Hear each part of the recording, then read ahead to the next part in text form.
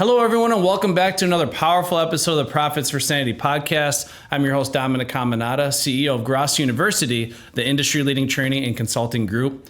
As you already know, in the world of business, we firmly believe that volume is for vanity and profit is for sanity. And the mission of this show is to bring on the brightest minds we can, who can educate you on how to unlock your true potential and, of course, run a more profitable business as a result. Today's guest is someone whose work goes far beyond the traditional performance tactics that we hear about. She helps high achievers literally rewire from inside out, and her name is Jasmin Nass, and she's a certified professional hypnotist, the founder of Elevate Mindworks, and the creator of her exclusive elevation method, which we're going to learn a lot about. I'm really excited. Absolutely. Her elevation method is a neuroscience-informed approach to hypnosis and identity transformation that helps top performers stop the mental noise, reconnect with their true selves, and lead from within. Jasmin is here to help leaders, entrepreneurs, and sales warriors break the old patterns, dissolve limiting beliefs, and finally experience the clarity, calm, and alignment at the deepest level. And we're really honored to have you in the studio here today. Thankfully, it's not too far of a drive for you to get here. Yes. But first time in the Gross University studio, and we met through a mutual connection,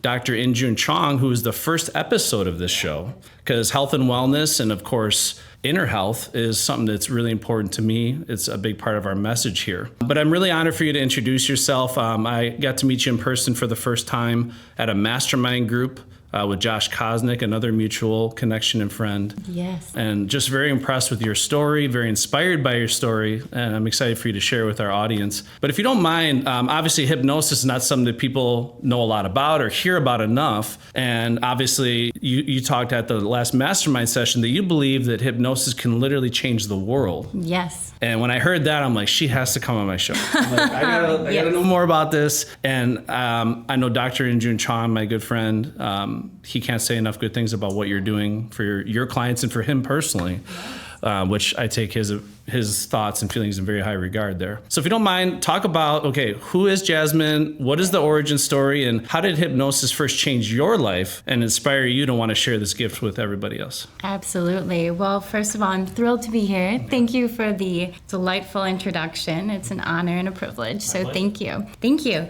Well, let's get into it. Like, one thing that I'd like to share about me being a hypnotist is the fact that I became one not because my life was put together. It was actually the complete contrary. My life was a mess. And as ChatGPT actually identified it, it labeled it literally as a dumpster. Yeah, I couldn't believe that. I'm sure at that point, your mind starts reeling like, oh my God, you got to tell me. When AI tells you your life is a dumpster fire, that's definitely an awakening moment there. It is. And thankfully, I'm at the point now, post that season of my life, where I can find the amusement in it and share it candidly as a way to basically break the ice and also make it more relatable, right? So what really brought me to that, I like to call my mirror moment, because it literally was a moment when I was looking in the mirror. I was one who learned very, very early in life that the way to be accepted, the way to be safe, the way to receive approval and belong was to perform. A script I had that was literally constantly running in the background of my mind was that to receive love, you have to be perfect. And so as a type A, like the oldest in my family, I really took to that. And I remember being young and inquisitive and, growing up in the 80s and 90s, discipline for children was different than it is nowadays. And I will state, of course, that, everybody is always doing the best with what they have available to them. And so for me, I remember learning very early on, I felt like sometimes the punishment didn't always fit the crime, so to speak.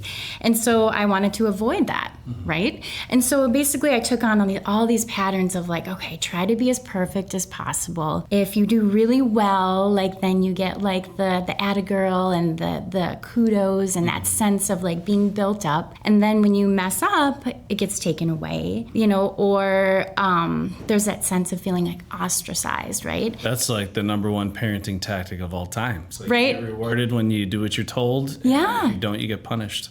Absolutely. It's so true. And then because like we're wired for survival, my like patterns that I took on was to basically be in perform mode and like I want to be loved. I want to belong. I mean, that's a basic human need, right? And so I also was like, well, if I'm this version of myself, then I'm going to receive the love, the approval, and then I'll belong here. So at the same time, all that's going on, and this is all relevant because it truly does lead to this mirror moment. And one thing I realized much later on in life is that are you familiar with like attachment styles? Like people talk in like relationships being like, you can have a healthy attachment style, I don't think I've really heard that. Okay. So basically there's different ways that we all tend to show up in relationships, right? And so for me, I was an avoidant and I didn't realize I was one, but I would always talk about how I would let people into about right here. And then like after that, I'd be like, okay, any closer, that's too close. Right. Because I started to create such a sense of trying to protect myself from connection and relationships because my thoughts were, if I let people in, then they're gonna hurt me because when I'm not perfect, then, either like the relationship will end, there'll be the abandonment, all the things, right? So you got all this gunk running in the background.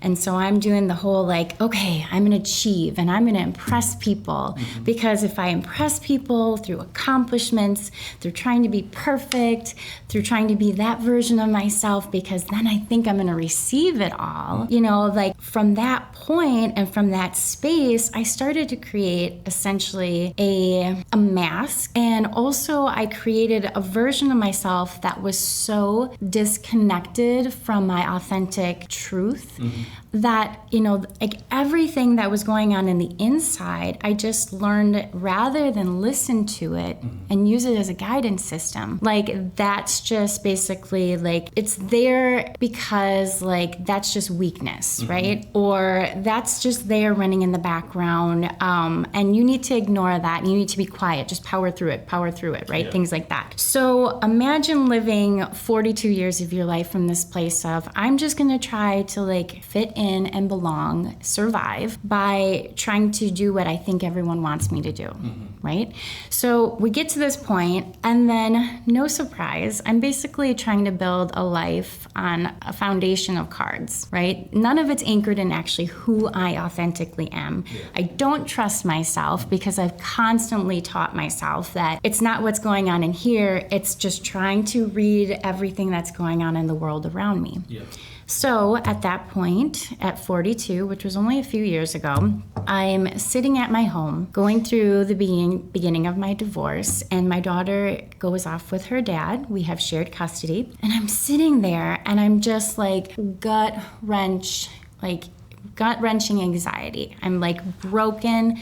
I'm like, oh my gosh, I'm at this moment where I'm realizing the common denominator and all of this in my life is me. Like I've never been in a successful relationship because if I had been, I wouldn't be going through divorce. Yeah. And I'm like, I can't live like this anymore, right? Something's got to give. It was that line in the sand moment where I'm like, everything I've been doing hasn't been working. So like, it's like, I'm at that point, I don't know what to do. And I'm like, for the first time, I'm like, I just need to be here for myself, not to fix, not to be perfectionist jazz, performance jazz, like don't let yourself have the feelings jazz. I'm just going to let myself go through it all and I'm not going to walk away from that. I'm not going to shy away from it. I'm not going to ask myself to filter it. And so at that moment, I went to the mirror and I was like, I'm going to just have a conversation. And so I looked at myself, tears running down my face, like very much so like Kim Kardashian ugly cry. I don't know if you're like any of your viewers are familiar with that, but like it's just funny, like I can picture it. Yes, or you're just like it's so visceral, right? Yeah. And I'm like there and I'm looking at myself in the mirror and I'm like, Jazz, I'm here for you. And I'm like, I'm so sorry, that I haven't been here for you before, but I'm not going anywhere now. Yeah. And then what was amazing is while all of that being there for myself, was the shift, the real aha was when I went to say, I love you to myself. I started to get the words out, and I literally had to drop my head in shame. I could not even look into my own eyes and receive an I love you, because it's such a deep core level with all the performance, all the perfectionism, all the high functioning, create all the things. I believed I needed all of that, and still, even with all of that, I wasn't truly lovable. It was an inner belief, right? And so from that moment forward, it was like, okay, it's time to rebuild. And this breakdown gets to be my breakthrough. And it's time, at this point in my life, I'm in my mid-40s, and all the things that I thought were supposed to work, that were supposed to have all the fulfillment, all the things that were supposed to like be that marker of arrival, like were falling flat. Mm-hmm. And it was because there was so much inner garbage that was like gunking the system up, and it wasn't true and authentic to me. And so from that moment forward, that changed everything. And then over the course then of a year past that point, I started to work on individual relationships, the relationships with not only little Jazz, my relationship with how I interacted with women, with men. And at that point, working with my relationship with men, I had a really severe abandonment wound. And I had tried all the things, and then I heard a little whisper, and then that whisper was hypnosis. Yeah. And at that point, I went through with it. I contacted a friend, and we did some virtual hypnosis, and it was an immediate game changer. Now, I still had work to do, and I tried so many things, but that was like the moment where it really started to click, because it was getting to the root, the foundation of everything that my life was built upon, and actually clearing it out to create something stable and authentic and aligned, and like actually something that I knew I could build a life on, hence why I'm where I am today. So prior to that whisper, you had never considered hypnosis as a solution? Never. Where do you think that whisper came from? That's a great question. You know, honestly, I don't know if it was just because I was doing some work, and like some of it was just starting to like trust myself more. So it was like I was trusting the inner voice. I think it could have been even something like my higher self, God, the universe. I mean, there was something that it was like, you know, the moments in movies where like, you know, people are like have this like lightning moment, you know, and it's just, there's something surreal about it. Yeah. Have you heard about, because I had Josh Kosnick on the podcast too. Have you heard about his God whisper that he got? No. So when he had that, you know, tragedy where he lost everything, and he had that moment where he's broken down by himself in his car crying, he had a God whisper that said, "You're free." So, you know, this is going to sound absolutely insane, but I think there's such a thing as God's Wi-Fi. Oh, and I think it's trying to be recreated now, but I think we have the ability when we're at a certain state of open-mindedness and clarity, or at least we have this determination to find a solution to something, and we're really passionate about something. As long as we get vulnerable, we open up our minds, you can start downloading messages from God's Wi-Fi. So I know that sounds ridiculous for people to hear, but I think that is a real thing, and I think we need to try to tune into that more than we are. Yeah. Because a lot of the solutions to what we're trying to solve can be downloaded from that if we have if you're in the right state, you know. Absolutely. Well, there's that common saying, there must be something in the air. Yeah. You know, I mean, there's something to it. Think about, where does any idea ever come from? Yeah. It's got to come from somewhere. Absolutely. So throughout humanity, we've been downloading ideas and innovations and creating. These ideas come from somewhere, right? So we're downloading it. So it's just something to think about. I love it. Yep. I love it. So you talk about like a lot of people that are high achievers. Obviously, this is not just limited to you. Mm-hmm. You know, people that are high achievers often have this same challenge, dumpster fire, you want to call it, where they have to overcome that. So why do you think that's also common among like people that are owners and leaders or elite performers to have a lot of these, you know, I don't want to call them inner demons necessarily, but a lot of these things like inside they have to be able to release and let go? Yeah, that's such a great question. So I think a lot of us, you know, I really want to reflect back to the way our brains work, right? So basically, our brains are like supercomputers, right? And a supercomputer is like programmed to be efficient. So what happens is we have things that happen in our lives and that may either be key moments or you may start noticing patterns around certain things. And our brains are so efficient that what they will do is when there's a pattern that's recognizable, it will start to create a neural pathway to then create essentially an autopilot program that starts running the mind, right? And so I think a lot of us come from a place of honestly trying to have those like basic inner like human needs met. Right? Needing to belong, needing to feel like we're loved, right? Needing to be a part of something bigger than us, right? And so for me, I think a lot of that, like those inner scripts, you could say, like that are running the show for us high performers are coming, it's a lot of times it's coming from a wounded place. You know, like, I don't know if you can relate, but I know I've set goals for myself and I've had this feeling like when I'll get there, then I'm gonna feel XYZ. Right? Oh yeah, we talk about that a lot. Yeah, absolutely. And it's so true because there's so many times where we believe like accomplishing something, while the accomplishment is like a nice trophy, a lot of times what's driving it is the need and the emotion and the perceived experience we're gonna have from accomplishing it. Yeah, there's two quotes I share a lot in my training. So one of them is, success is not the key to happiness, happiness is the key to success. And there's actually an old quote from Buddha, dating back to 2500 BC, there's no way to happiness, happiness is the way. Yes. Because a lot of people will say, okay, when I achieve XYZ, then I'll allow myself to be free and happy and all this stuff, and it never solves the problem. Because a lot of times success only magnifies who you are, which could be really destructive. Like if I'm destructive when I don't have money, I can be more destructive when I have more money or more unhappy.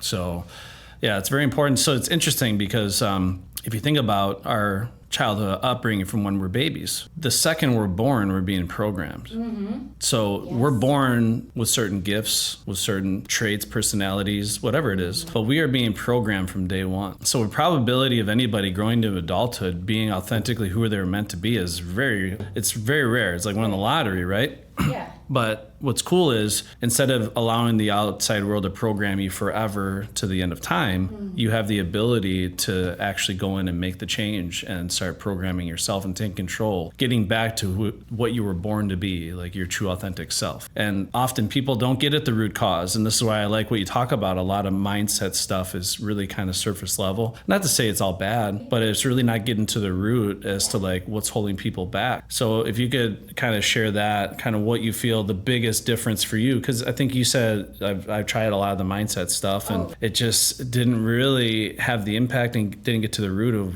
what was dumpster fire, what was going on. So then hypnosis, what do you feel is the biggest difference? And I guess how did that have such a profound impact on your journey? Yeah, well, thank you. I mean, honestly, like just to like paint a picture, like when it comes to like the self-help stuff, Dominic, I consume probably like thousands upon thousands of hours of like YouTube podcast content.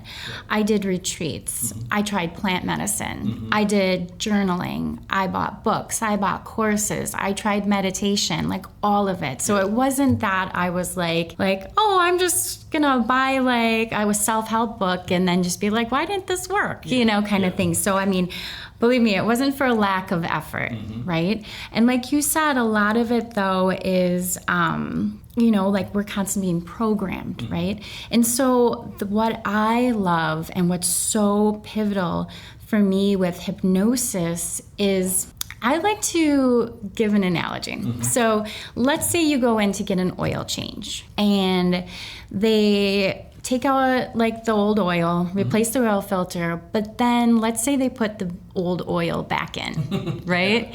So the oil filter's new, but it's still running all the old gunk. Yeah. So like how far like are you gonna get on that oil change, right? How much? Yeah, not very far, right?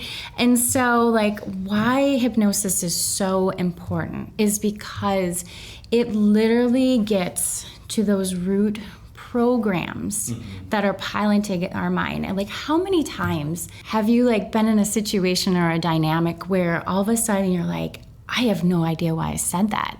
Like you say something where you're like, maybe you're like, that's not really like normal to who I am. Where you're like, ooh, like that felt yucky. Yeah. Or you might be like, okay, I know what I'm going for. And then all of a sudden you find a very clever way to either sabotage yourself. Oh, yeah. Or like, stop yourself, mid like flow, because all of a sudden like all the doubts, all the things start creeping in. And so like to me, what hypnosis does is it's like that software update that you get as that notification on your smart device. Yep. It allows us to go in because there's a system that is like bogging up the performance of our lives, right? And we get to go in there and intentionally update it.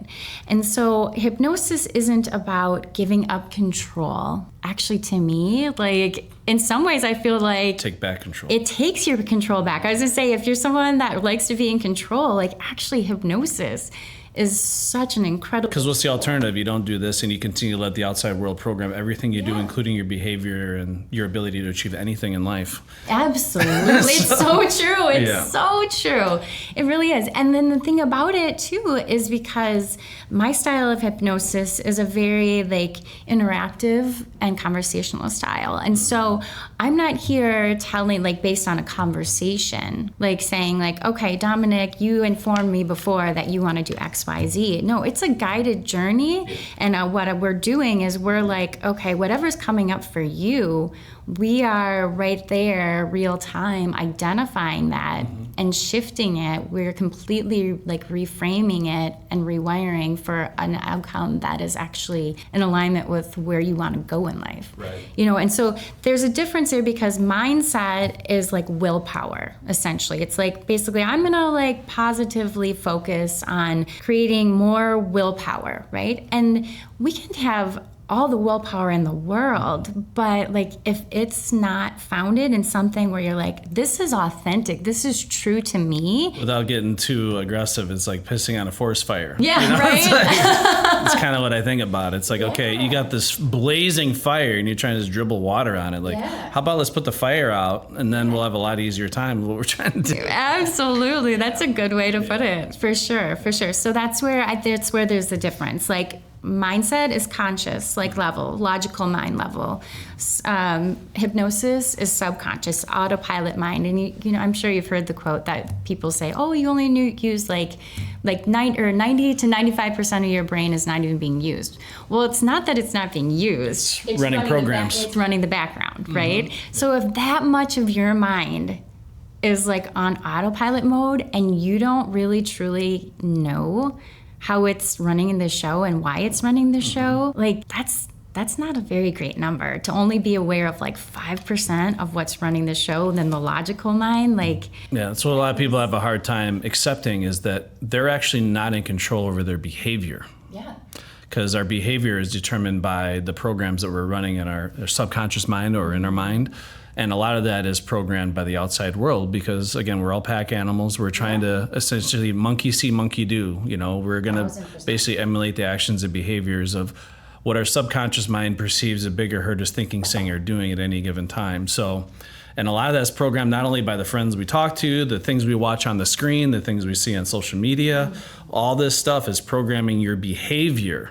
And I don't think that's really emphasized enough. Just like a cut healing, your heart beating, your hair growing, there's things that happen outside of our conscious awareness we're not in control of, including our behavior. So if I want to change my behavior to change my destiny in life, I got to get to the root of what's causing these programs to run. Like hit the delete or reset button or update, like you said, update the software, and then I can take control over where I want to go. But I always talk about the monkey see, monkey do, because that's the easiest way I can explain like how our behavior is programmed. Yes. So, your subconscious mind is constantly scanning its environment. And you talked about patterns. It's determining patterns because there's safety and security in what the greater herd is doing repeatedly.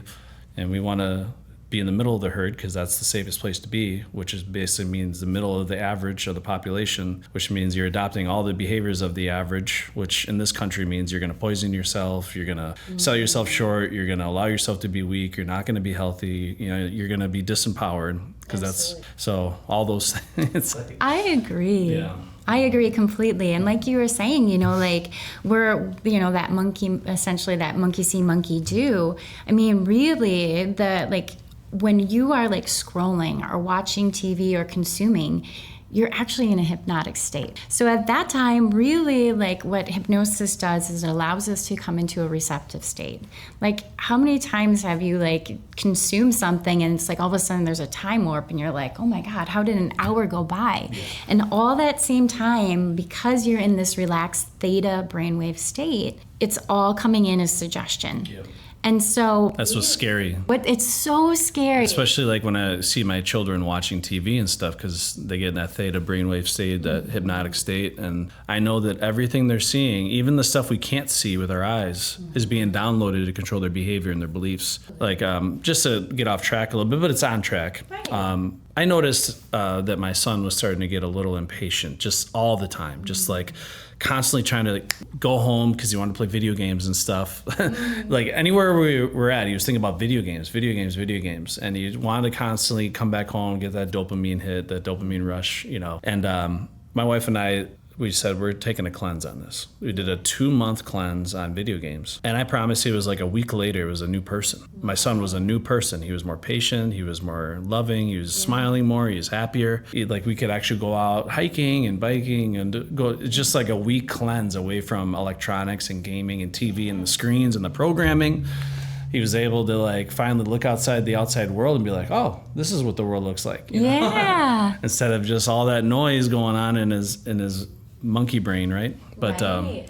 I think that's so important, is just giving yourself a break from all the programming. Oh, absolutely. People don't do that. I actually delivered a speech at my last event at Closers Camp.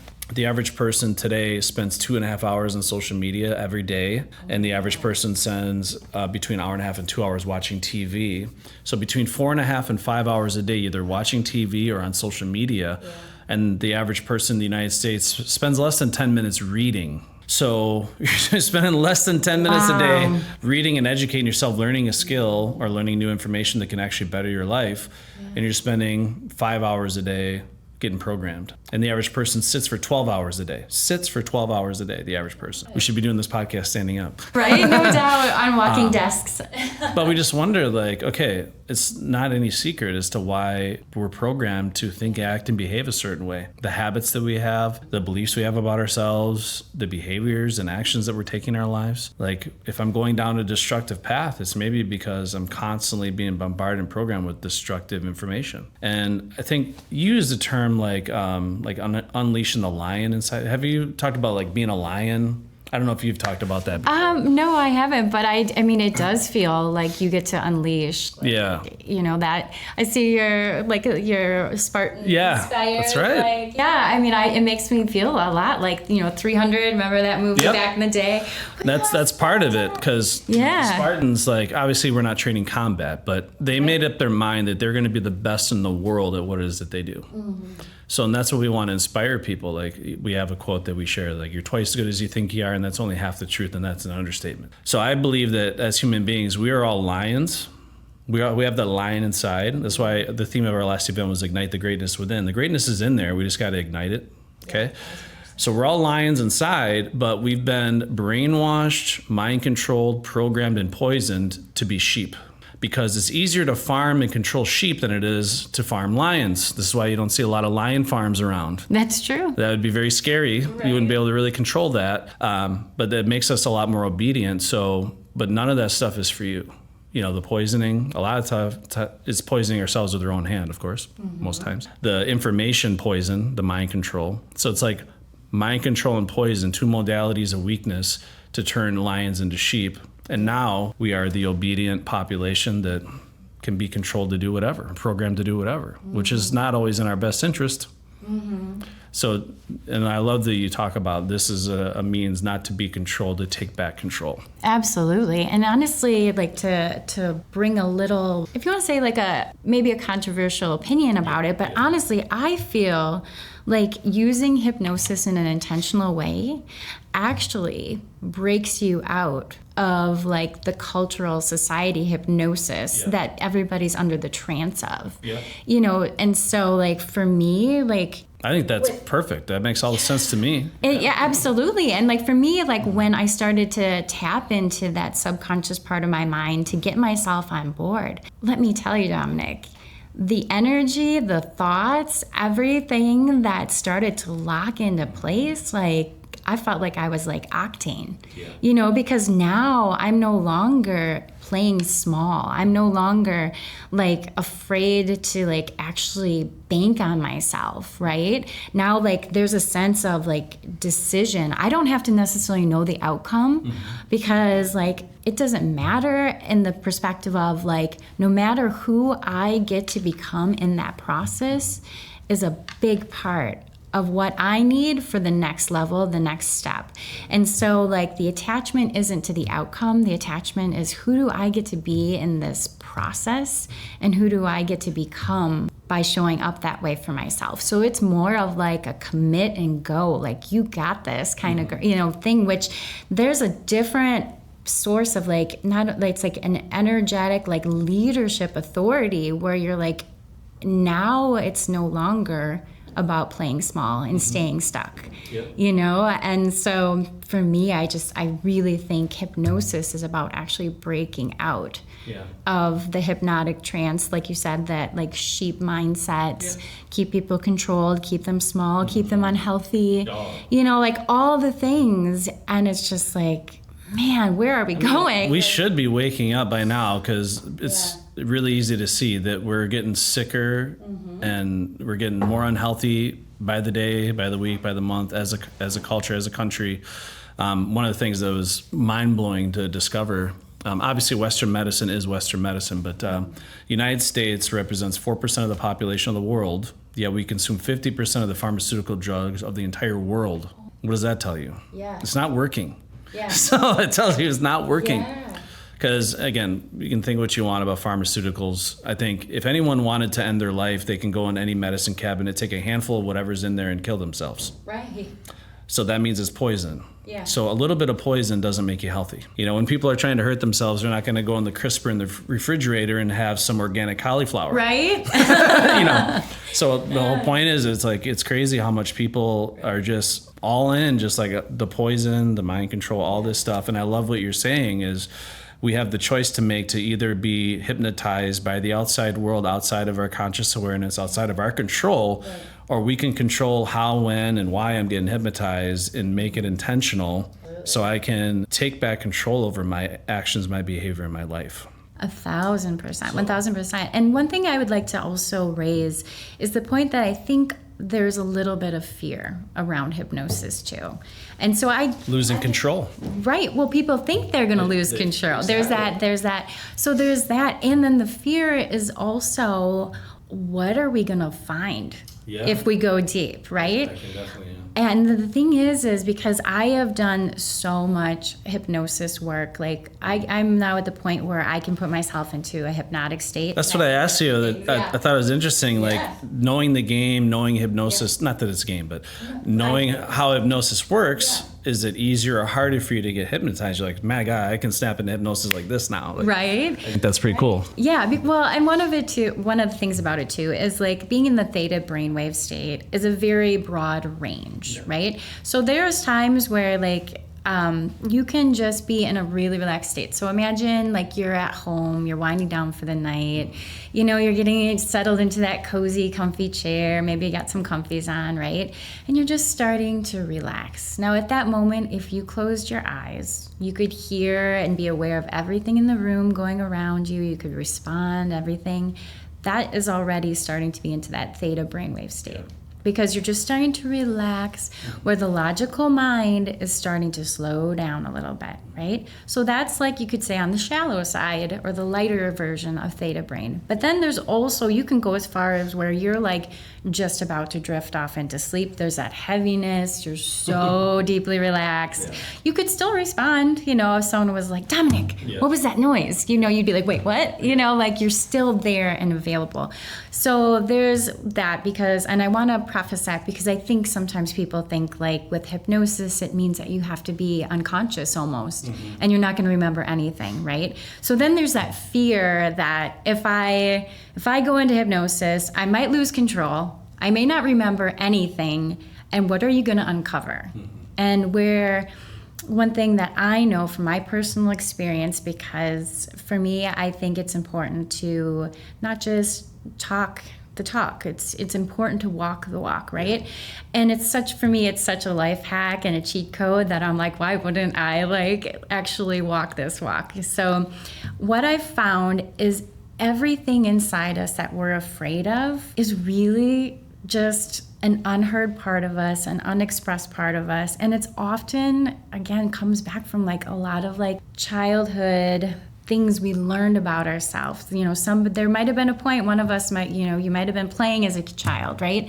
And you were like loud and your parents were like, or somebody was like, stop being so loud, right? Yep. And they, you know, maybe it was a public situation, and then there was embarrassment, and then like going forward, you're like, man, if I'm loud, like, people are like, you know, there's that like shrink, you know, kind of thing.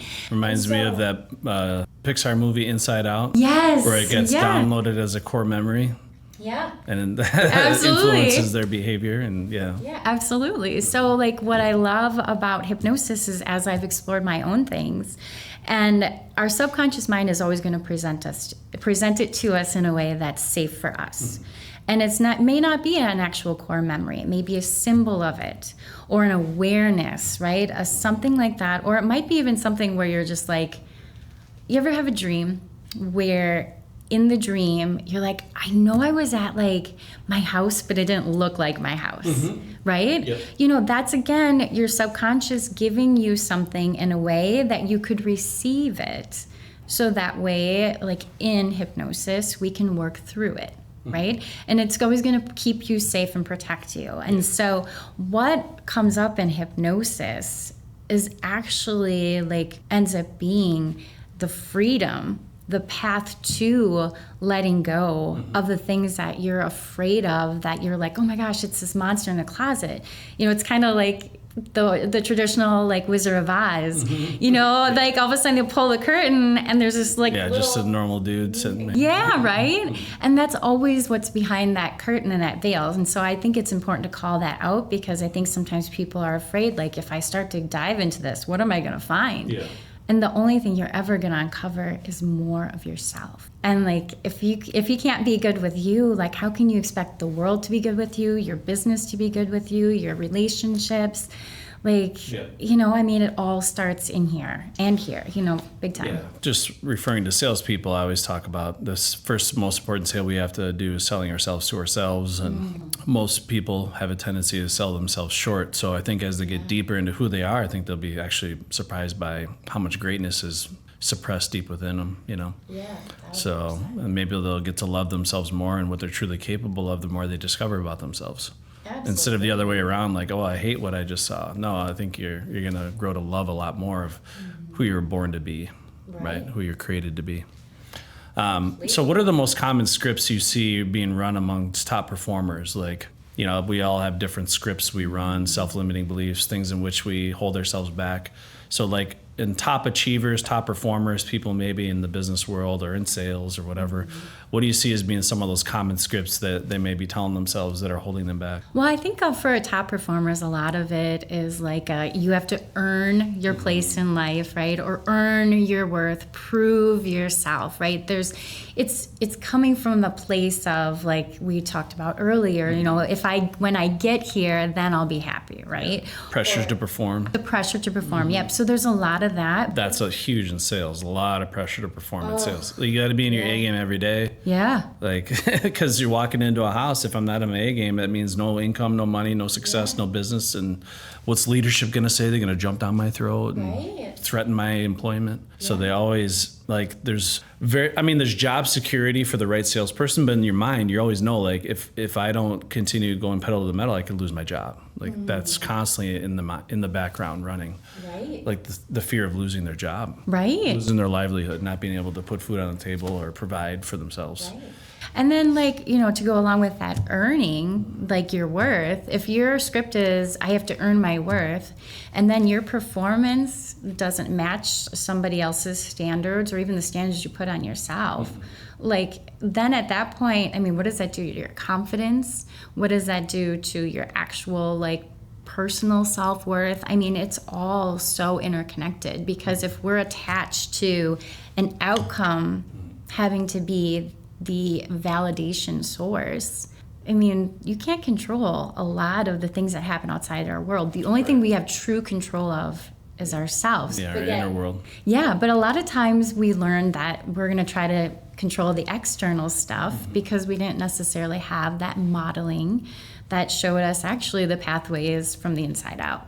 You know, and so I think, like, with like achievers and high performers, that there's also that sense of maybe legacy, like, is attached to it as well, where if I do this stuff, then I also secure a sense of legacy in the world, which is, like, then that really raises my personal value, you know. And so these things are beautiful scripts to have if they're coming from the right program, because, like, it could be a slight reframe. So instead of, like, an earn your worth, what if the shift was, like, I have so much worth and value because I have a lifetime of experiences.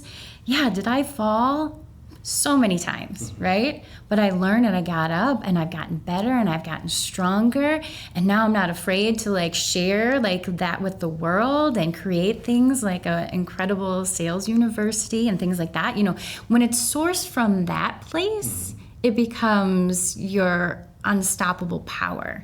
When you're coming from that space of, I need this to prove to myself that I'm allowed to have a seat at the table, that's a whole different place to come from, right? And there's a different energy, there's a different fuel behind it. And one thing I want to be really careful about and make sure that I also present is the fact that, you know, I'm talking about creating better programs, right? And I don't want that edge and that aggression that, you know, you were talking about in your last summit to, like, fall flat from the perspective of, oh, if we do hypnosis, then I lose my edge because now I'm just more passive, because now I'm in this, like, you know, zenned out kind of space. Instead, that gets to be a more pure source of fuel. Yeah. You know, it's you're taking the shackles off. Yeah, exactly. And so there's a difference in that approach. And so it's like, here's the analogy I love using. Sorry to interrupt you. No, go for it. So I'm sure you've heard this a million times, the flea in the jar analogy. The fleas in the jar. No, I can't say I have. This will be exciting. Okay. I love it. So if you want to train fleas, all you got to do is take a mason jar. You can basically scoop out, you can buy fleas if you want. You can scoop hundreds of them into a mason jar. And I don't know if you know this about fleas, but they're like Olympic level jumpers. They can jump several feet up in the air. It's amazing, like, for how small of an insect it is, how much they can jump. It's insane, okay? But what you can do is put them in a mason jar, put a lid on it. Of course, every time they jump, they hit their head. Ouch. I know from experience. Look at this. So hit their head. Ouch. And eventually they get conditioned to only jump so high because they know they're hitting this barrier, this ceiling, right? So then what you can do is, after just 3 days, you can take the lid off the jar, and the fleas will never, for the rest of their life, jump out of the jar. And not only that, their offspring, for the rest of their life, will never jump out of the jar. The entire family, like, multi-generational fleas will never, ever jump out of the jar, even though they're capable of what? Right. So, and that's what happens to us in this world, in our lives, is we have this invisible lid on the jar, this, what you're talking about, taking the shackles off, taking the lid off the jar that's preventing you from truly achieving the greatness you're capable of. And that's what we were talking about, getting to the root of. Let's take the lid off the jar so you can see truly what you're capable of. So that is a perfectly timed story. Yeah. Thank you. Yeah. That's a mic drop. Yeah, thank you. Love it. Yeah, but guess who I learned that from? Rick Grosso, my mentor. He talked about that because, this is the world we live in. Yeah. The most creative and outgoing children get punished the most, Have you ever heard the story by this study by Dr. George Land? So Dr. George Land, he's a gentleman that created a creativity study for NASA, all right? And this creativity study turned into a creativity test that he engineered that could be tested on people of all ages. Okay, it measures creativity. It has nothing to do with what you know, your innate intelligence. It's just measuring creativity. Yeah. Now, how creative are children? Right? Very. So the cool thing is he could test this on children of any age, and it gave them, predictable results. So one thing he did was brilliant. He did a longitudinal study, which is basically testing the same children every 5 years until they were adults to see what the change was in their test results. So children ages 4 and 5 years old, 98% of them tested at genius levels of creativity. Genius. Wow. 98%. You said from 4 to 8? Between 4 and 5 years old. 4 and 5 year olds, right? So anyone watching this has a 4 and 5 year old knows what I'm talking about. Yeah. They're super creative. It's amazing what their imagination can do. The same children, just 5 years later, only 30%. So it went from 98% to 30% in just 5 years of brainwashing, programming, the K through 12 indoctrination program we call education today. Right. Then 5 years from there, when they turned 15, it was 13%. Then by the time they got to adulthood, only 2%. So it went from 98% through all the programming and brainwashing, they completely inversed it to only 2% of adults perform at genius levels of creativity. And that's by design. Because basically the way our education and everything's created is to create a generation of workers and not thinkers. So that is the lid on the jar, and that's what happens. So you don't even know that happened to you because it's everywhere in the world. It's the whole world programming you, right? So how am I going to solve this problem? Well, you got to do what we're talking about here. Because you can have all the mindset, coaching and training and meditation you want, but you're still not really getting to the root of like where that's coming from. And for us to be able to combat a lifetime of programming, I mean, it's going to take a really strong remedy, right, to be able to get to the root. So, but yeah, I just wanted to share that. I think it's just fascinating stuff. And I think anybody hearing this, I mean, I'm sure they got the wheels turning. Yeah. Like, what is this all about? What exactly? They're probably going to start Googling hypnosis a little bit more. Yeah. And I've heard a lot about hypnosis. I actually got a lot of questions. But I want to talk to you about your elevation method. Yeah. So trademark pending, right? Yes. Trademark? Yeah. Okay. So what exactly is the elevation method, and like you just kind of walk us through that whole process, how that unfolds? Well, so I have come up with this after not only walking, of course, through hypnosis myself, but then seeing multiple clients. And what I've come to realize is that for true transformation to take place, like anything, it takes time to develop new patterns, right?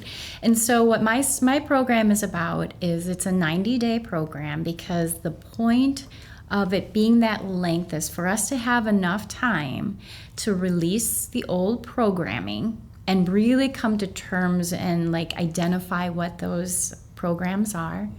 Then from there, we start to reframe the things that we've experienced and start to really dial in on, now that we've got the mental garbage, the limitations, and the lid off the jar now. Yeah, like how do we then define a life that's actually authentic and in alignment with your true goals and your true values when you're not bogged down by all the BS? Yeah.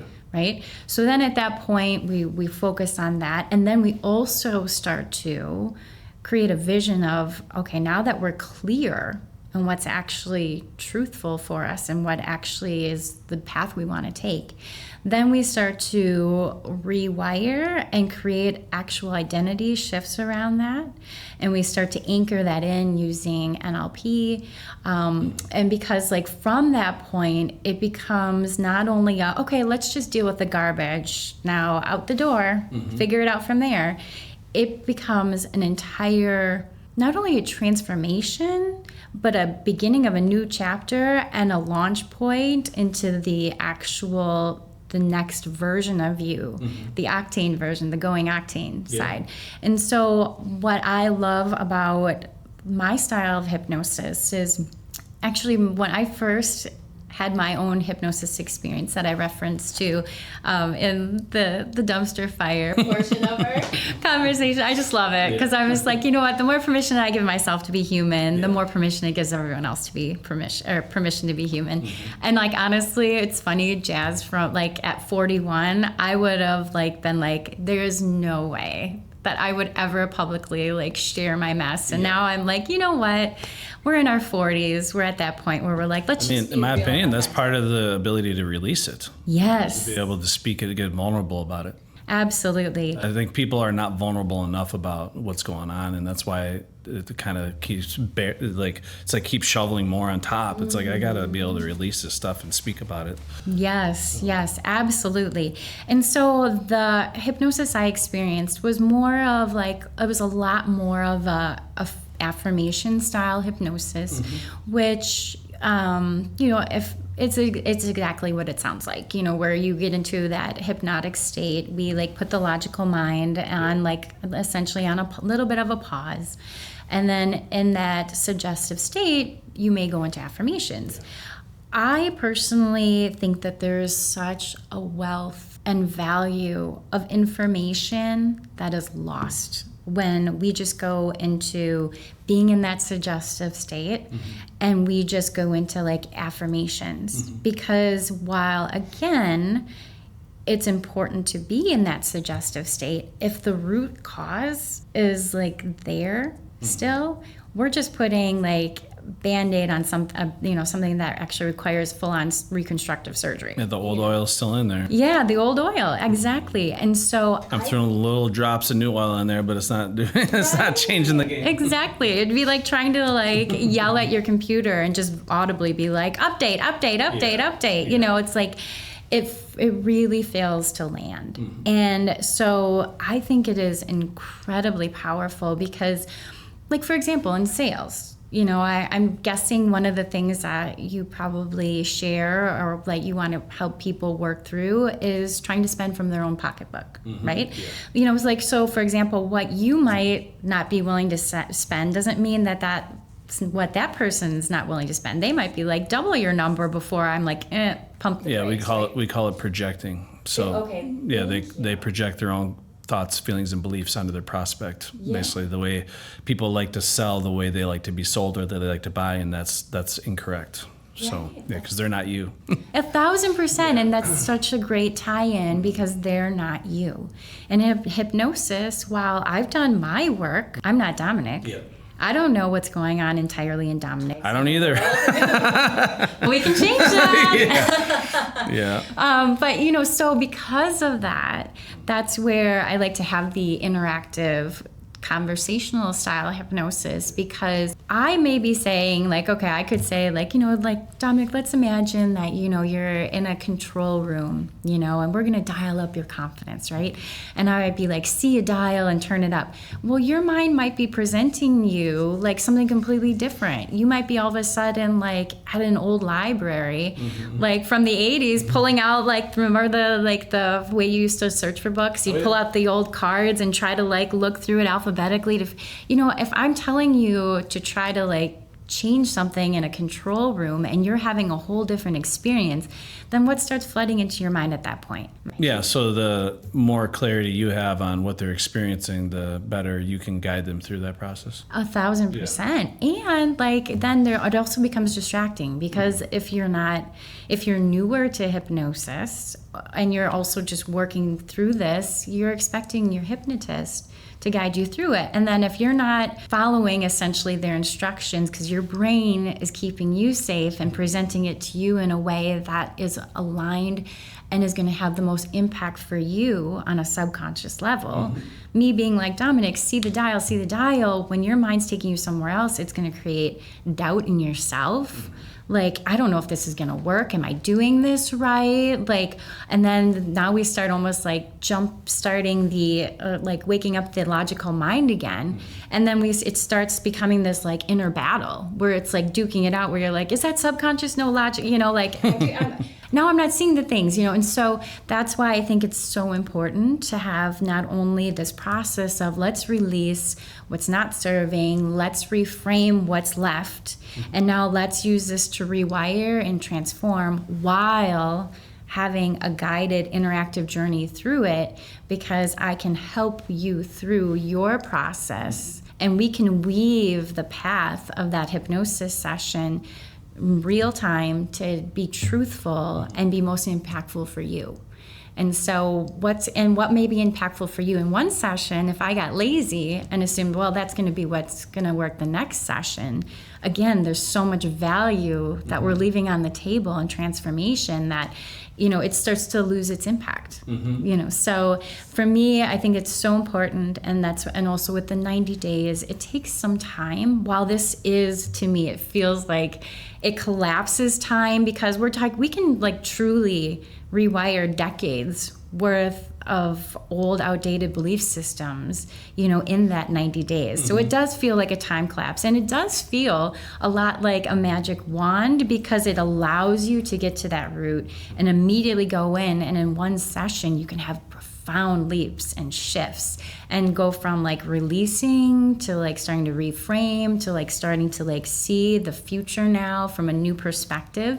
And so the 90 days as well is to give you that whole well-supported foundation of starting to lead into this new empowered transformed chapter of your life. And so I think it's extremely important and valuable because if I just helped you release things, there's that sense of like, this is great, now what? Now what? Yeah, now where are we going? Yeah, right? And so like, that's one thing that I think is so impactful as well, is to be like, okay, we've done this, but I think it serves not only my clients so much more to create that whole process, it serves the world, and this is where I feel like, honestly, it's a bold statement, but I feel like hypnosis is going to save the world. Because as I mentioned in our mastermind class, or not class, but gathering, there are so many people that are sitting on like dormant on brilliance. There's so many people that have so much brilliance, but all the garbage, all the gunk is keeping them chained down.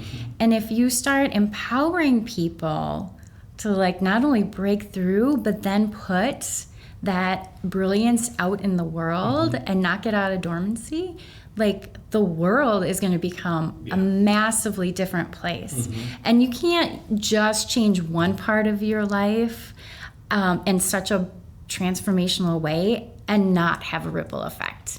Because it starts like it might ripple out in your business. It starts rippling out into your sales teams, into your employees, like families' life, because now all of a sudden work's more enjoyable. Like all the things, and it's just like, for me, I'm like, this is so profound.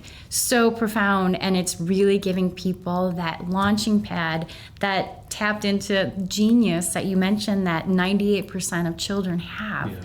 And it allows you to come back to that because now you don't have all that programming that says you can't. This all makes sense to me because I think the more you get in depth in your mind, and obviously through this guided meditation and hypnosis, where people can finally start to discover who they truly are for like maybe the first time ever. Once you know who you are, you're going to have a lot better time deciding where the hell you want to go. Absolutely. So your ability to have a clear vision as to who you want to be, who do you want to become, I think that would get easier and easier with each session, the more you start learning about yourself. So they start discovering themselves, they start figuring out, their purpose in life, and then you kind of guide them through together. to pave out the rest of it. Like, where are we going from here? Yeah. And then I assume it's like a lifelong skill or a lifelong habit or something that people will have where anytime they feel stuck, and I think you had mentioned that, anytime, it could be even like every 24 hours or whatever, if I feel like I'm stuck or I just need a little release or something, need to move forward, I'll go under another session. Mm-hmm. So kind of explain how that works. Yeah, absolutely. So as mentioned, I'm somebody that uses it on the regular. Yeah. And what it's taught me, what hypnosis has really done is given me back my personal sense of like leadership in my own life, because now my internal guidance system is finely tuned to be able to go out in the world and have a positive impact. Yeah. And so when things feel off, because let's be real, we live on planet Earth, mm-hmm. things are not perfect, right. Like things happen. Sometimes things get stirred up within me, mm-hmm. right? Whether it's like an emotional thing or a mental thing, it doesn't matter. Mm-hmm. But there are times we get the wind knocked out of our sail, and we have to sit with that. And one thing that I pride myself on is being a very logical-minded person. I love using my brain. Yeah. For me, I'm like, I need mental stimulation. Mm-hmm. Like I could not do a factory job, and I'm not saying that there's anything wrong with that, but the repetitive rinse, wash, repeat, mm-hmm. like for me is like just very difficult. So anyways, where I'm going with that is being a logical-minded person. I used to be that person that would be like, okay, I know this is a square peg, but I'm going to figure out how to fit it in this like round hole, mm-hmm. right? And I would like, I'm going to grind down the edges if I have to. Maybe I have to, right? Maybe I have to rework it, try a different tool, try a different angle. Smash it in. Do whatever, right? And I would like, I'm not going to give up, and that's a great attribute to have mm-hmm. when it's being fueled from the right source. And so why I'm setting that foundation is now, if I know like within, say, something's just not sitting right with me, whether it's just like an emotion or like, man, I don't know the solution, I will like give myself that benefit of a doubt that one, either I'm going to figure it out, it's going to come to me. And if it's sitting with me in a way that starts to bog me down, like then it's time for a session. And a lot of times at that point, because now I have such an inner trust, I trust my inner voice, mm-hmm. I trust my guidance system of like, having that sense of autonomy and leadership within myself. And if things don't start to like unfold and start to unveil themselves within a few days, that session will usually guide me into a root cause that was behind it, and it was needing that external situation to uncover another layer. Yeah. And so, like, for example, I remember, like, actually, and I've done like self-hypnosis. I've also like written down like scripts for. Is that harder to do, hypnotize yourself, than it is to get hypnotized by somebody else? I would say, for me, it's not harder. But at the same time, I have to speak, like actually have to say things out loud, because like then I put myself in a trance, like using my own voice and like just walking myself through like the body scan. That's impressive. Start to dip down. So I'll do that, or I've actually written down, because like one benefit from my partner receives, of course, in being a relationship, I'm like, anytime you want hypnosis, baby. Yeah. Like, so he's had the experience, and like so I'll like give him some notes, and he doesn't need to have that much guidance, because one, he's had the experience, but then two, like I said, I hypnotize easily. And one of my sessions, I was like, okay, I wanted to attain a specific financial like breakthrough. Mm-hmm. And I was just feeling like this inner like struggle. And I'm like, okay, there's got to be something in my like belief systems about money mm-hmm. that's coming up, that's creating this sabotage, right? And so I was like, okay, I can't figure this out. I'm going to go into hypnosis. I wrote out some questions, and then he was, of course, like a little nervous about it. I'm like, babe, it's fine. It's fine. You got this. Yeah. And I'm like, I trust you, and I got me too. So we go into hypnosis, and what's really interesting is I realized some of the block behind it was there was a version of me mm-hmm. that was dressed in very dramatic theatrical garb. Mm-hmm. And when I got to her, she, even though she didn't look like me, I knew she was a version of me. She got so angry and she started like literally like screaming at me. There was so much anger, and there was a box of expectations, a little box, and I knew it was just symbolic of expectations. And she looked at me like fire in her eyes and threw it down on the ground and smashed it and then screamed at me again. Now that might sound a little intense.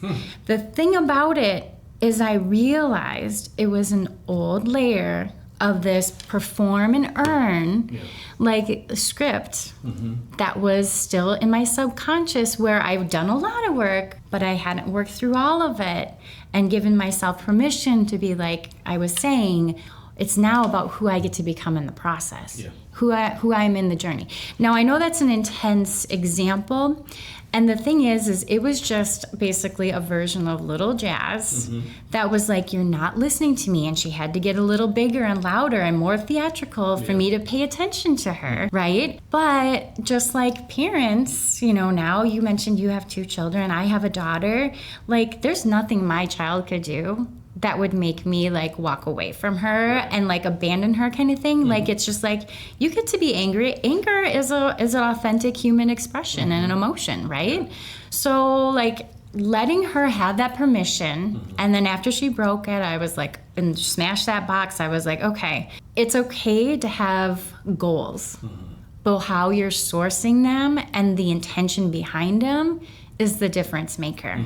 If it's like an expectation of I gotta earn my place in this world, that's not a healthy place for me personally that I want to be operating as a business owner, as a leader, an example to my daughter, to other people as I'm out in the world here. I would rather like come from that place of like, I'm gonna set goals because I'm passionate, and I'm gonna let like that like lead change into the world.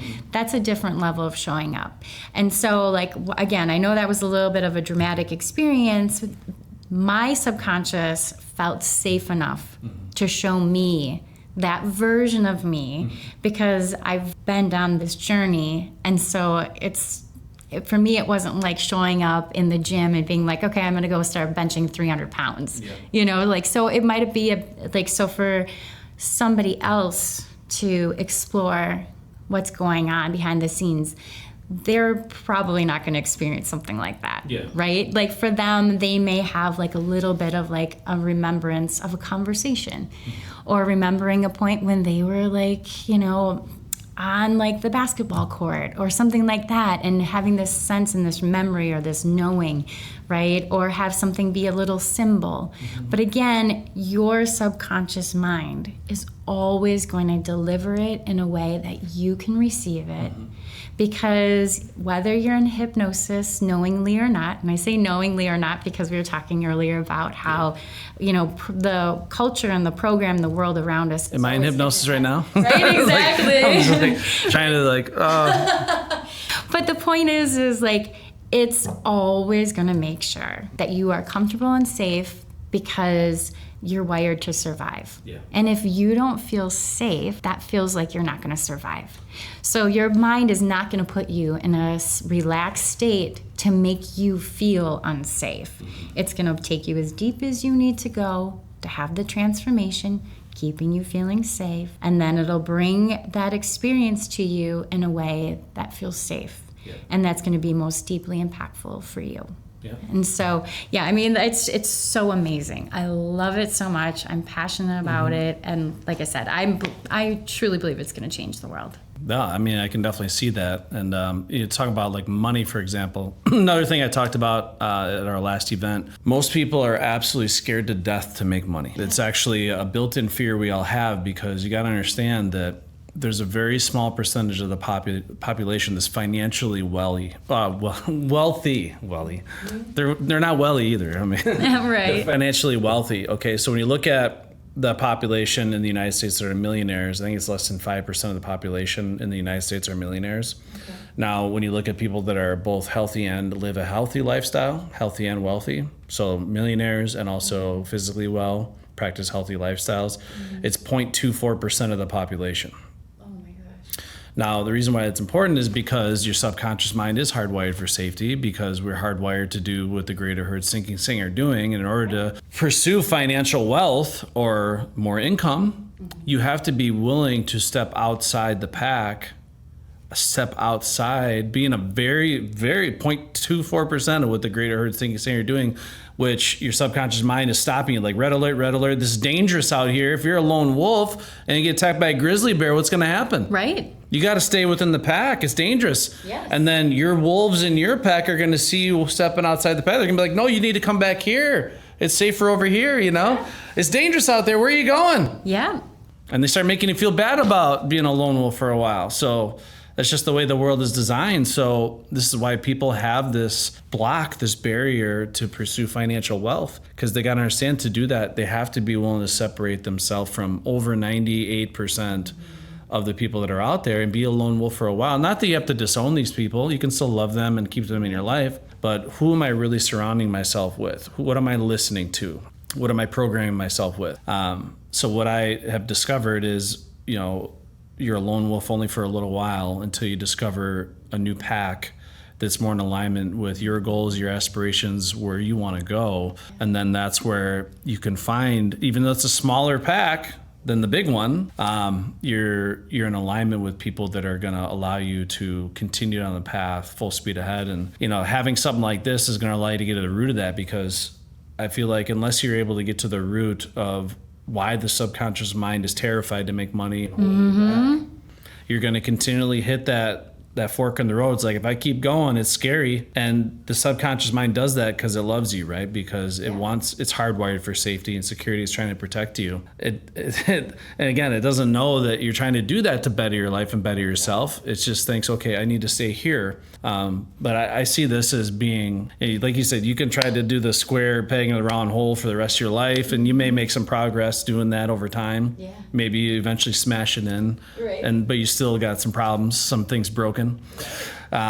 Or you can just get to the root of it and find a round hole and then put the round peg in there, and then you're good to go. Absolutely. Yeah. And it's so true. I mean, I with money, it's such a charged up topic. Yep. And I mean, a lot of us, you either grew up with it or without it, yep. And there's stories around that. Mm-hmm. So even for some of us, I know for me, my financial goals are outside of what members of my family have personally experienced. Yep. And so going back to the safety point as well, if we don't have a point of reference of experience, it's automatically going to feel unsafe, because now we don't have information to take on a new pattern, right? And so that's where a combination of working through your money beliefs and your monetary systems of what you believe is possible for you is so important to not only make sure that if there are things that are holding you back, for example, if you think either one, money is means you have to be a jerk, or can I speak to that for a second? Absolutely. So this is part of the programming, right? Okay. So if you look at most movies, yes, the wealthy person's always the bad guy. Mm-hmm. Money has an evil program attached to it. So, and that's why they try to make you feel like, okay, if you want to be a good, genuine human being, you have to be basically living in poverty the rest of your life. And you look at a lot of the movies, look at The Equalizer with Denzel Washington. It's this guy that doesn't have a pot to piss in or window to throw it out of that is, the badass assassin guy. But all the bad guys in those movies are all very wealthy, arrogant, jerks. It's just, that's part of the program, because the world that we live in, they don't want people to have a financial pillar of strength. And that's what it's all about. Put money aside, you deserve to have a financial pillar of strength. Yes. Because financial strength is power. Unfortunately, it's the world we live in. I didn't design it, but having financial wherewithal is power. And if I want to disempower people, I want to program them to be terrified of money, to think money's bad, money's evil, and anybody that's very wealthy is a jerk and they're the bad guy. And that program is ingrained in all of us. I mean, all through your childhood, all the movies. I mean, how many hundreds of hours of programming is it the money's bad, money's evil? It's crazy. Absolutely. So, Absolutely. So, you're right. Having things like that, running the route, if that's a belief and what the pattern is, like there's always going to be a reason why you sabotage yourself or put yourself in a position where like things just don't work out. Or you ever see the people where they do well and then somehow they lose it personally, right? So while they might be performing well, they're earning the money, all of a sudden there's all these things happening in their personal life, and all the money that they have earned through their profession, like all of a sudden it's being taken away, you know. And so sometimes even that belief system can be like, I don't deserve this, you know, like, and so you like having, I kind of feel like having a hypnosis opportunity to clear out the root, and then after you clear out those root issues that are keeping you from it, then go in with the affirmations, because now it's aligned, and then it becomes like, what do they call it? Is it like a 2-swing punch? You know, like, you know, where it's just like, it's like bam, bam, like now you're starting to like have like this intense amount of effectiveness, because you can receive the affirmations, because now it's more actually it's authentic and it's true to you, because you genuinely believe like, I can have this. I get to have it. And like freedom, or for me, like financials are freedom, you know, like, so for me, I'm like, I really want freedom, you know? So like for some, it can be about power, and it's okay to tune into what your purpose is behind the money. But if there's a block there, you can do whatever you want, and there's going to always be something, right? And so it's like, why not create a system that's wired not just to survive, but to thrive, and then maintain and sustain it, you know? Because like, who wants to go through all of that like effort and work to like accomplish it, but then not be able to maintain and sustain it? You know, like that's why people win the lottery and they lose it. Oh yeah. You know, because it's a mind. It's a mindset, like not a mindset, but like a pattern and belief system. You know? Well, and that's part of their basically showcasing to the world subconsciously that they're still among the pack. So I may have a financial pillar of strength, but I'm going to make up for it by kicking the shit out of myself physically and poisoning myself. Right. So, or I'm going to have a financial pillar of strength, but I'm going to make up for it by making sure all my relationships are broken. That's my way of still being average. It's absolutely sad to see, but you see a lot of that stuff, unfortunately, in the world. And this is why I like, you know, your message, Dr. Jun Chong's message, your health is your wealth, you know, the relationships, your income, your contribution, your health. We got to make sure that all these pillars are getting the love and attention. You can have it all. You can. That's the problem, is people feel like I can only have one or the other. And I see it all too often in our industry, especially, where people have success, you know, financially, but then they're just broken. Their lives are broken and they're very unhappy. So that's not going to benefit anybody. So now, talking about results, obviously you had amazing results. You continue to have great results. I'm sure your partner in crime has great results, the free services. What are some other results that you've experienced, like through this transformational process, that really stand out to you? Like some examples of what people have experienced or could expect to experience. Right. So one example that really stands out to me is I had a woman reach out to me, and she wanted to just work through, I shouldn't say just, but her focus was, I have a lot of childhood trauma. Right. And so for her, it was setting her up to not have boundaries. She was in a toxic relationship. It was more of a situationship. Her business, like, she felt like there was like the business she was leading, her employees were not very respectful. They weren't showing up. So I've never heard that term before. Can you repeat that? You said it wasn't a relationship, it was a situationship? Yes. So what do you mean by situationship? Right. So situationship, it's like a little bit of a trendy term, but it's basically people that like don't. I know. It's basically the idea is that like you're not actually in a relationship, you're in a situation, like, oh, they've got this thing and we're like kind of seeing each other, you know, like it's situational. Like sometimes we're together if it's in the right way, the right place, the right time. Like it's a very odd I shouldn't say odd. It's just a very disconnected dynamic. Instead of a real relationship. Yes, exactly. Yeah. So, so there was that. And then so we started to work through the childhood traumas. And what was so powerful about it is one of the things we did is we had to start with neutralizing it, because there was so much of a connection to it. And it was like part of her everyday dialogue. It was like my trauma.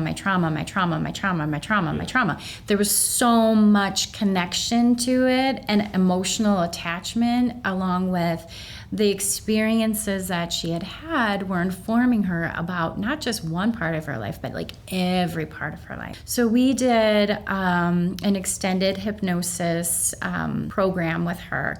And at that time, I hadn't quite put all of my finishing touches on the elevation method. And so we spent that time together. And within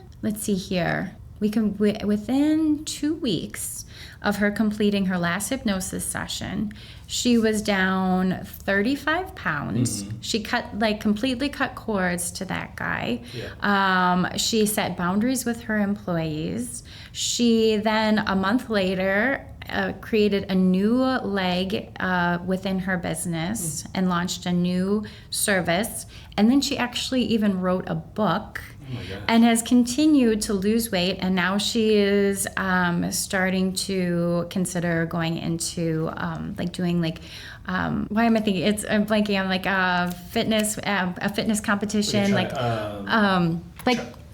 necessarily CrossFit. No, oh my gosh. She's starting now to get into bodybuilding style, competitions, things like that. And she's also someone who has severed ties with the other toxic relationships. Yeah. She walks in her own personal truth. And she's actually, for her, one thing that's been extraordinarily important is her relationship with God. So for her, this is used in 6 months' time. Wow. She has become a completely different person. And it was because we started with the root. We started to detach from it and no longer make it her identity. And from that point, it was it's go time, right? So that's one way, that's one example. I've had other clients where they literally went through an experience of having a chronic injury, and we've been able to, in a session, essentially recreate their experience with that initial injury where it never even happened. And now they no longer have any issues at all whatsoever. And again, it just goes into the power of the mind, because what's so interesting is I've heard it recently that half of what we recall about memories, events, situations never even happened. Because our mind fills in based on things that we believe about that incident or that experience. Yeah. And so if we really try to go to the memories, a lot of it is actually false. Well, and I've seen that before. I've heard people tell me things that I know are untrue because I was there. Yeah. And they repeat it so much they believe their own untruth. Yeah. Because every time they're repeating it, they're formulating a more vivid memory and belief of it. That's something that never happened. Right. Isn't that amazing? I've been in that same situation too, and you're like, wow, there is a lot of hot air coming from that corner. That's right. You're like, wait, but it's so true, and it's also why people can be at these big events and maybe something happens and the people that are witnesses all have different conflicting stories.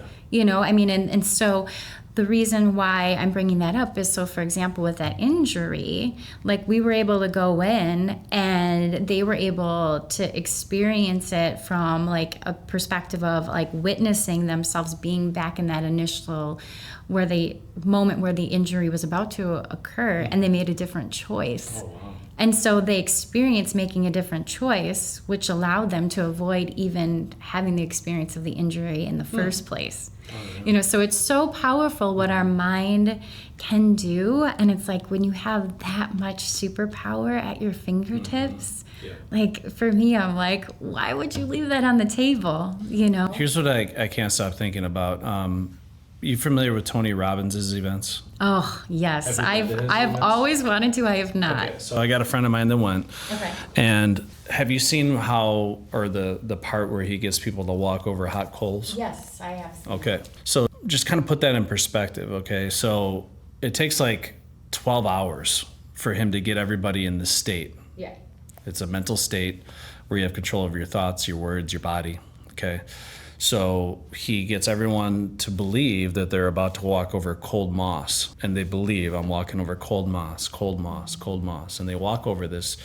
These coals are like 1,200 degrees or something stupid. They're like really hot where, obviously, if I were to put my hand on a stove that's 700 degrees, I'd burn my hand. 1,200 degrees, I mean, you're melting your skin off. Right. So, but he gets people in a state where they believe it's cold moss and they're able to walk barefoot over like 1,200 degree hot coals with no injury or anything.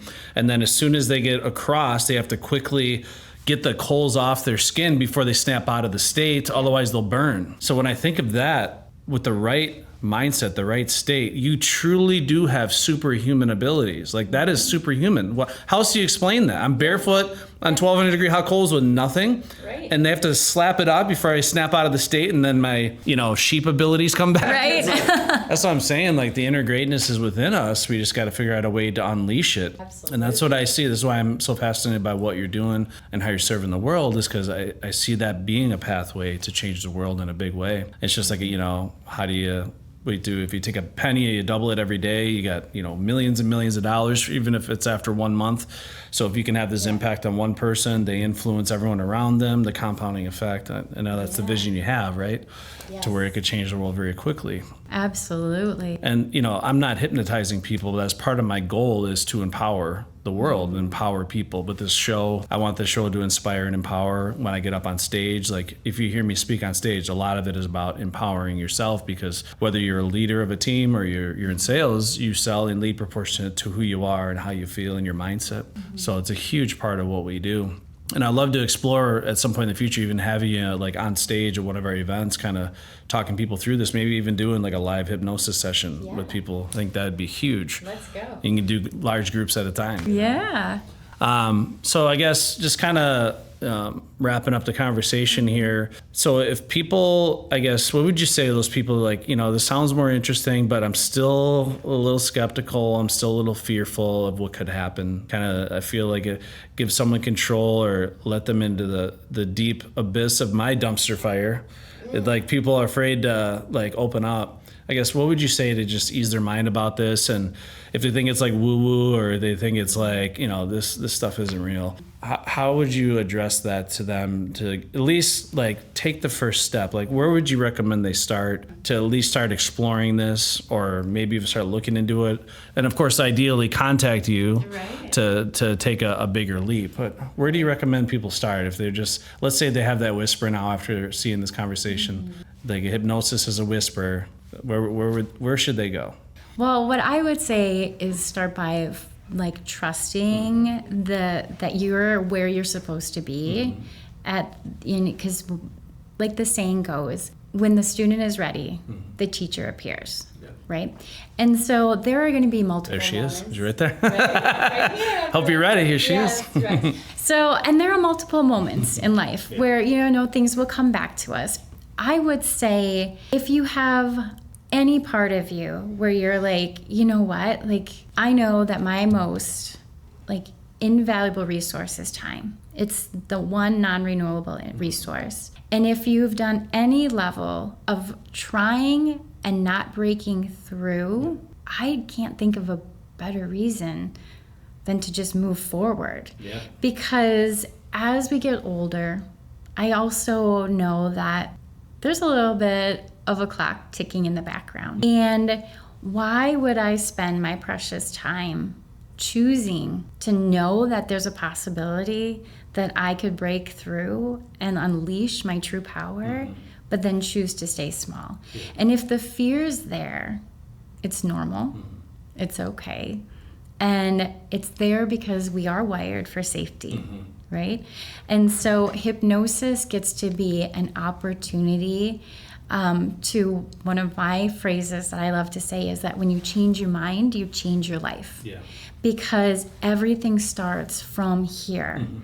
And like our perspective, our perception is our reality. And so if you don't like what you're experiencing, why wouldn't we change that perspective? And why wouldn't we do it in an efficient way, in a safe way, in a way that's not just one size fits all, that's intentional and is focused on helping you specifically work through your specific root causes and then step into your specific vision for your life. To like be able to step forward into that true authentic leadership. And I'm also like, for me, one way that I like to explain like where I was before versus where I am now is where I was felt like the experience of living in hell. It really did, because everything that I was doing were all the things that I thought were supposed to work. I thought I was supposed to live my life this way. I thought I was supposed to build my life in this manner, in this method. I thought. And then at that point, living in that state of hell was like that breaking point. And every time we're at a moment where we can like pause and it feels like there's about to be a breakdown, it's like scratch that. It's your invitation to break through. Yeah. You know? And so going from living in hell up here to now being in a place where you like actually get to fuel yourself in that like Spartan style like method of like getting to be the best because you're on your side, you're on your team, and you got you're octane, baby. You know, I mean, like you're unstoppable at that point, because at that point it's like, if someone tells you can't do it, you're like, oh, you don't know. That's right. I can, you know, because you believe it genuinely. It's not just like, okay, this is an inflation of like what somebody else said to me, and now I'm just going to be a little parrot. You know, I mean, it's like now it's like, no, this is meant for me and it's mine. And now it's like, why wouldn't it? Right. And so to go from that point of like, literally, I would have given someone $1 million if they could have made all the chaos, all that like gunk go away. I would have been like, give me 1 week. I would have figured it out. I was at that point. And so for me, I'm giving all of that as like when there's all of you to gain, all of you to uncover, so you can go from the BS of surviving and playing small and staying limited. If you can go from that into not only thriving, but sustaining and maintaining and creating like leadership and legacy and a life that's like true, authentic, empowered, like from the inside out, you are unstoppable. Right? And so for what I would say is, let this be an invitation to listen to that nudge. If there was a curiosity, even if there's a ripple of fear, there's something with that. And don't be afraid to explore it, because the other side of that is just more of you. You know, and it's like not just more of you, it's like superhuman, superpower, supercomputer you, because now the whole system is lined up. And it's there backing you completely 100%. So people can definitely come to my website. Yeah, I was going to ask, what's the best way to contact you? Yeah, absolutely. So right now, the best way to reach me is at my website, which is elevatemindworks.com. And so I am like available on there. I've got access to, of course, my elevation method, which is an application-based program only. And I'm working on some more ways to start to give people access to some of my work in different ways and formats. So those are things that are going to be coming forward soon. And really, like, ultimately, like, I love the example, like, of Oprah. And here's one where I'm going to go with it. Is like, when we feel really good, we become the Oprah in our life where we're like, you get a car and you get a car and you get a car. And it's so sourced from within. It's like, it's almost unlimited at that point, right? But then when your life feels like it's in shambles, or you're feeling like not confident, or say you're about to like get out the car to go up that door, it is such a heavy place to exist in and to operate from, right? And so with hypnosis, you can take yourself to that point of like being like, whether you love or hate her, that Oprah where you're just like so lit up, about your own life. And that's just, I think it's a gift to give not only yourself, but to your family, your relationships, your business, your clients, your customers. And like that magnetism, that electric energy that's sourced from like here, because like all of it is wired to put that out in the world. I mean, that is superhuman, like for sure. Completely. That's awesome, especially for any salespeople watching this. What we say is, who you are speaks so loudly, I can't hear a word you're saying. Yeah. So imagine walking into every house, radiating that aura, that positive energy with every person around you. It's magnetic. It's gravitational in nature. People are just going to want to be around you, want to work with you, and your ability to be confident, build trust with anybody is going to be greatly enhanced. So. Yes, absolutely. Yeah, and the more confidence and love you have for yourself, the easier it is to share that with the rest of the world. So, but yeah, that story you said in the beginning, even just looking in the mirror and saying "I love you" to yourself, like I challenge anybody watching this, do that. Tell me how you feel, and then give Jasmin a call yesterday and start working through this, because I guarantee you're probably going to put your head down. You're going to feel uncomfortable saying that, but you deserve to love yourself inside and out. And that's what we're looking at. Have you ever heard the mind being described as like a beautiful garden? Oh, I haven't heard it formally that way, but I've seen lots of illustrations. Well, like this is a free gift for you. Okay, I'll take it. Your mind is a beautiful garden, and it's full of weeds. Yeah. Okay, you have the choice to like ignore the weeds, trim the weeds, or we can get to the root of the weeds and rip them out and get rid of them, because it's a beautiful garden. The garden's gorgeous, right? But we need to get the weeds out, and too often people ignore the weeds, and what happens when you ignore weeds? They just keep spreading and growing, and before you know it, most of your beautiful garden's covered in what? So let's start de-weeding this beautiful garden, and when it's cleared out, you're going to look and realize like, oh, this is gorgeous, this is beautiful, I love this, I love me, So discovering more of that beautiful garden, who you are. So I just wanted to share that with you. I love it. Yeah. I love it. It's so powerful. And weeds spread fast. Yeah, they do. They like wildfire. So that's such a powerful analogy. Yep. Because it doesn't take long, especially a little humidity. Yeah. And it's just like, boom, See, I had you in a hypnotic state just then. You're like picturing, I'm just kidding. Yeah, right? Absolutely. Did you see you snap into hypnosis? Right, I'm like, yes, I did it. Right. No, I'm just kidding. No, amazing stuff. It's been a pleasure having you on the show. So anybody that's looking to level up in their life, unleash the greatness within, unleash that lion that you are born to be, make sure you get a hold of Jasmin right away. I definitely endorse what she's doing. I got several trusted friends that can't say enough good things about how she's helped them unleash their inner greatness. So hope this was a very empowering, inspiring episode for everybody. And we know there's a lot of podcasts you could be watching, and I never take it lightly that you invested your time, your most valuable resource. The only thing we'll never get back watching this show. Make sure you share this with your friends, like and subscribe as always. And again, as always at Gross University, yes, you are a closer.